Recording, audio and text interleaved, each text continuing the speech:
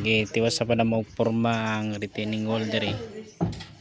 So kaso lang kay nabali ang among uhas, so ugma na ni matiwas siya ay among pangbangag.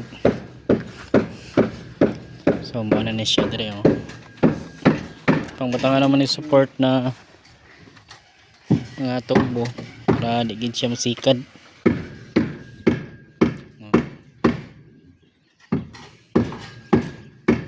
Ay nasikada na may ani.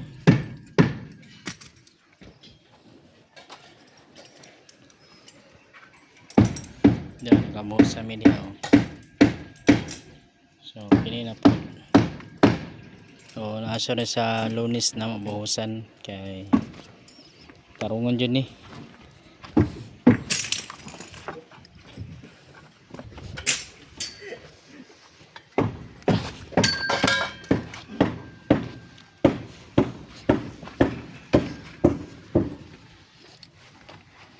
Dili ni siya ni mo tarungon mo burot man ni. Dito.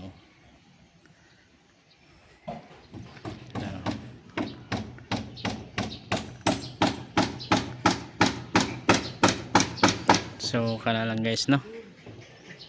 Thank you for watching. Bye bye.